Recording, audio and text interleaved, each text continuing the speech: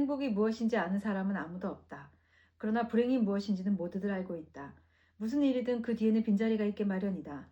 낮에는 그것도 모른 척 슬쩍 지나쳐 버릴 수 있지만 어스름이 내리고 라디오에서 흘러나오는 옛 노래를 듣고 있다 보면 두려움은 점점 커지고 쉽게 잠을 이룰 수도 없게 된다. 도대체 이 빈자리는 무엇인가? 이 책을 처음 읽었을 때가 벌써 한 20년 된 것 같은데요. 전 그 처음에는 별로 이 책을 좋아하진 않았던 것 같아요. 어떤 내용이냐면 마리안느라는 굉장히 부잣집 며느리가 자기 시아버지가 주최한 문학상을 받으러 온 베르톨트라는 남자와 사랑에 빠지게 되고 그 베르톨트가 당신을 위해서라면 죽을 수도 있겠네요 라는 말을 하자 베르톨트를 따라서 길을 떠납니다. 그렇지만 베르톨트는 굉장히 예민하고 자기 중심적인 사람이었던 것 같아요. 자기 작품이 좀 잘 풀리지 않고 그러자 이제 마리안느가 버거워지기 시작한 거죠. 마리안느도 그것을 알고 있습니다. 그러던 어느 날 시아버지가 찾아와서 마리안느를 설득하죠. 집으로 돌아가자. 근데 이 시아버지는 자신이 젊은 날에 자기 가정이나 부인에게 소홀히 했던 그런 어떤 회한 같은 것을 남기지 않기 위해서 마리안느가 그런 잘못을 되풀이하지 않기 위해서 진심으로 설득하고 걱정하고 그래서 그 둘은 다시 집으로 돌아가게 됩니다. 어떻게 보면 톨스토이의 안나 카레니나를 떠올릴 수도 있는데요. 안나 카레니나도 기차역에서 브론스키 백작을 처음 보고 첫눈에 반해서 사랑의 도피행각을 떠나게 되죠. 그렇지만 안나와 마리안느의 가장 큰 차이점은 마리안느에게는 정말 좋은 시아버지가 있었다는 겁니다. 시아버지는 진심으로 마리안느를 걱정해서 집으로 다시 같이 가자고 하고 집으로 돌아오지만 어느 날 우연히 베르톨트가 늦어도 11월에는 이라는 희곡을 탈고하고 그 연극을 올리기 위해서 자기가 살고 있는 도시로 오게 된다는 것을 마리안느가 알게 됩니다. 마리안느는 그때부터 안절부절을 못하게 되죠. 내가 찾으러 가야 되나? 그가 나를 찾으러 올까?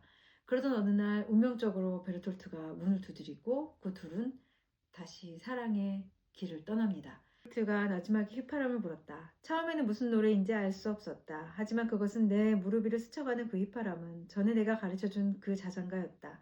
그는 하나도 잊지 않고 있었다. 모두 기억하고 있었다. 그 휘파람 소리로 나는 알 수 있었다. 그는 행복해하고 있었다. 나 역시 마찬가지였다. 우리는 그 휘파람 소리를 나의 자장가를 함께 듣고 있었다. 행복했다. 멀리서 자동차 한 대가 질주해왔다. 우리는 허공으로 날아올랐다. 몸은 너무도 가벼웠다. 무게가 하나도 느껴지지 않았다. 나는 베르톨트의 손을 꼭 잡았다. 그는 내 무릎을 꼭 잡고 있었다. 다시는 헤어지고 싶지 않았다. 아프지 않았다. 전혀 아프지 않았다. 고통은 이미 사라진 후였다. 책은 마리안느의 죽음으로 끝을 맺게 됩니다. 그런데 살면서 어떤 감정이 막 소용돌이 칠 때가 있잖아요. 그 감정이 내가 감당하기도 굉장히 어려운데 이게 사실 무엇인지 잘 모르겠고 굉장히 설명하기가 어려울 때 그런 순간들이 있죠. 그럴 때 소설이나 시에서 이런 나랑 비슷한 사람을 찾게 되면 나만 그런 게 아니었네 라고 생각을 하게 되고 어떤 위안이나 위로를 얻을 수 있는 것 같아요.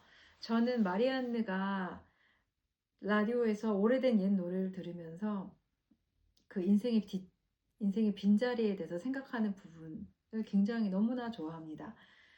저도 사실 그런 빈자리에 대해서, 허전함에 대해서 많이 고민하고 생각했던 적이 있었는데, 마리안느가 그때 그 라디오를 듣는 장면들을 떠올릴 때, 굉장히 쓸쓸하지만, 음, 덜 외로웠던 것 같아요.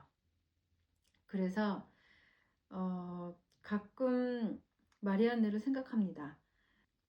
행복보다는 불행에 더 진지했던 사람, 그리고 인생의 빈자리에 있어서 누구보다 치열했던 사람.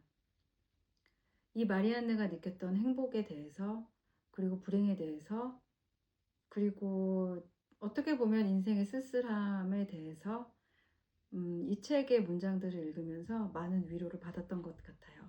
제가 정말로 좋아하는 문장을 마지막으로 읽어보겠습니다.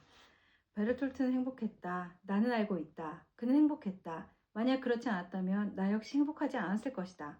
하지만 행복은 너무 늦게 모든 것이 절망으로 치닫은 후에야 우리를 찾아왔다.